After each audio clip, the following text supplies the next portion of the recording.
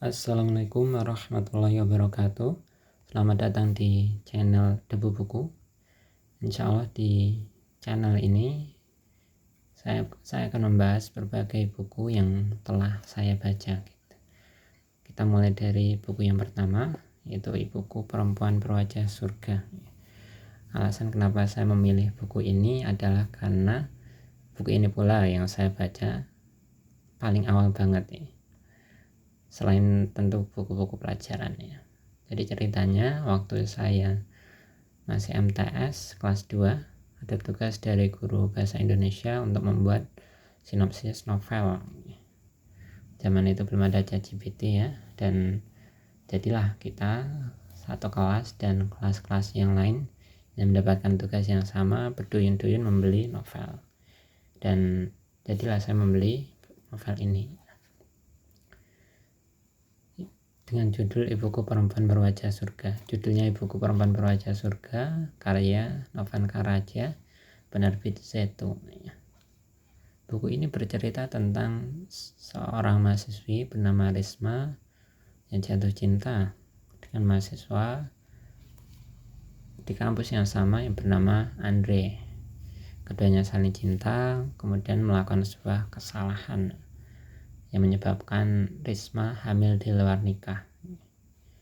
Andre ingin bertanggung jawab, tapi keluarga Andre tidak setuju karena Risma berasal dari keluarga yang menengah ke bawah, sementara Andre dia adalah konglomerat. Dan Risma mau tidak mau dia yang mengalah, sekaligus dia menjauh dari Andre, tidak mengabari Andre, hapus nomornya semuanya, intinya dia menjauh dari Andre. Dan jadilah tadi Risma melahirkan anaknya sendirian tanpa ditemani Andre ataupun sosok suami yang lain gitu. Kemudian selanjutnya silakan baca sendiri ya. Silakan membacanya sendiri ya. Buku ini cukup sederhana, kosakatanya bisa dipahami, kita nggak perlu buka kamus ya. Artinya tadi saya yang waktu itu masih MTS bisa baca buku ini tanpa kebingungan. Oh ini arti kata ini apa sih? Nggak ada ya. Insya Allah mudah dipahami dan sederhana.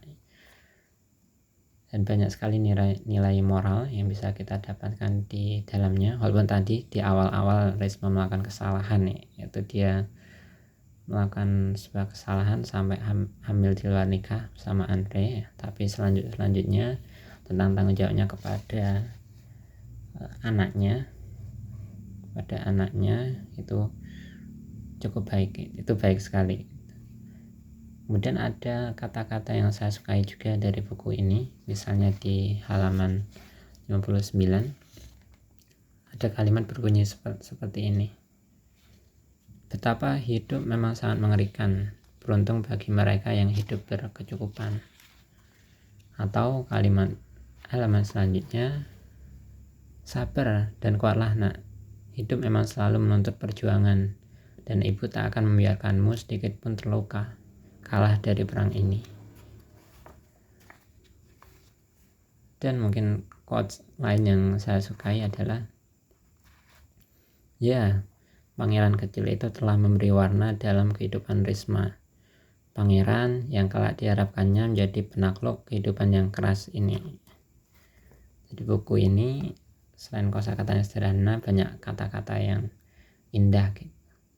Dan lebih difokuskan lagi buku ini tentang cerita seorang ibu yang punya tekad yang baik untuk mengurusi anaknya ya. Zaman sekarang kan banyak tuh anak-anak dibuang di mana-mana kalau kita lihat di berita, dan disolatkan ada di mana-mana ya. Dan ini walaupun Risma dia diusir, dia tidak diterima keluarga Andre, kemudian diusir juga oleh keluarganya karena keluarganya malu Risma hamil di luar nikah. Jadilah Risma membesarkan anaknya seorang diri, ditambah di tempat yang barunya tadi, di kos-kosan barunya itu Risma juga mendapat pandangan yang negatif dari masyarakat ya, karena seorang perempuan kemudian punya anak, tidak ada suaminya tentu ya dapat berbagai kecaman dari masyarakat ya. Tapi Risma tetap tegar dan terus melanjutkan hidup karena ada anaknya yang selalu jadi penyemangat. Seperti itu saja yang bisa saya sampaikan dalam kesempatan kali ini. Terima kasih telah menonton sampai akhir. Semoga ada pertemuan selanjutnya sehingga saya bisa membahas buku-buku yang lain. Terima kasih. Wassalamualaikum warahmatullahi wabarakatuh.